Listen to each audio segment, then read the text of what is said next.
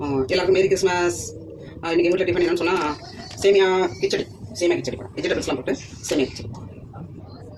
அதுக்கு என்னென்ன தேவை பார்த்தீங்கன்னா, தக்காளி பழம் கட் பண்ணியிருக்கேன், பூண்டு இருக்குது, பச்சை மிளகா கீரை வச்சிருக்கேன், வெங்காயம் கட் பண்ணியிருக்கேன், கொஞ்சம் மல்லி எல்லாம் கொஞ்சம் வேஸ்ட் இருந்துச்சு, அதுலேருந்து கொஞ்சம் பொறுக்கி வச்சிருக்கேன்.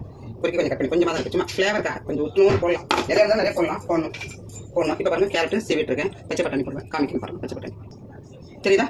பட்டாணி கேரட். சில வந்து கேரட் வந்து இப்படியா நறுக்கி போட்டுக்கலாம். நான் வந்து சீவி வச்சிருக்கேன். இந்த சீவி வச்சிருக்கேன் கேரட்டை, பட்டாணி. இது கூடவே இப்போ வந்து வானல் அடுப்பில் வச்சுருக்கேன். ஸ்டவ் ஆன் பண்ணிடலாம். எண்ணெய் ஊற்றிடலாம். எண்ணெய் ஊற்றி பாருங்கள், எண்ணெய் காஞ்சிடுச்சு. இப்போ கடுகு கருவேப்பிலை போட்டுக்கலாம்.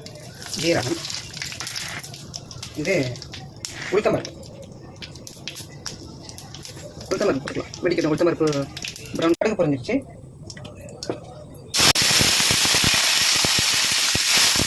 போட்டுட்டு வெங்காயம்,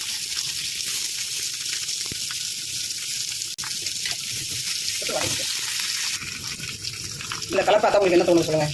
பச்சை, வெள்ளை, சிவப்பு. இந்த கலர் சொல்லுங்கள், உங்களுக்கு என்ன தோணுது இந்த கலர் பார்த்துட்டு சொல்லுங்கள். ஓகே, வெங்காயம் வதங்கிடுச்சு. வெங்காயம் வதங்கினதுக்கப்புறம் பச்சை மிளகா போட்டுக்கலாம். பூண்டு, பச்சை மிளகா ரெண்டுத்தையும் போட்டுக்கலாம். வதங்கட்டும். நீங்கள் மூடி போட்டு வதங்கணும் லைட்டாக. வதங்கினதுக்கப்புறம் தக்காளி பழம் போட்டுக்கலாம்.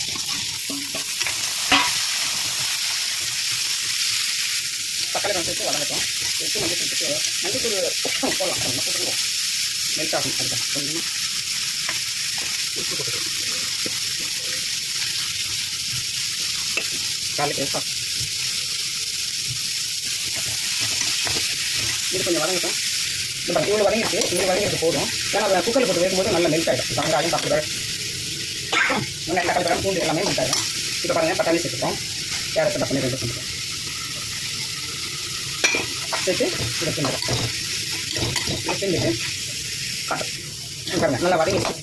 ஓகேவா? ஒரு 50% வதங்கிடுச்சு.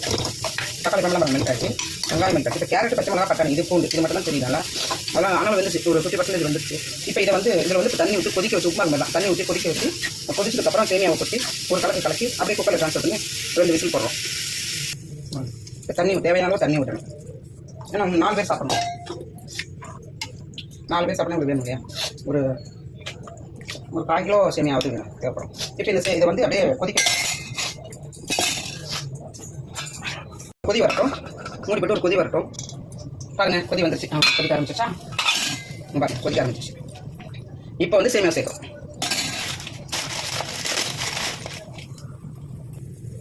பாருங்கள், இப்போ வந்து இவ்வளோ சேமியா. இது எப்படி ஒரு 1/4 கிலோ சேமியா இருக்கும். 1/4 கிலோ இருக்கும் சேமியா. அந்த சேமியா வந்து அப்படியே மிளகாக தூரும். பளபளான்னு தூரும்.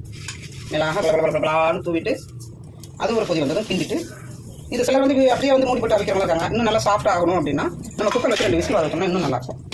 பாருங்க, ஆயிடுச்சா? இது நல்லா நான் இப்படி தான் செய்வேன். நீங்கள் எப்படி செய்வீங்கன்னு சொல்லுங்கள். நல்லா குக்கரில் 2 விசில், ஒரு விசில் 2 விசில்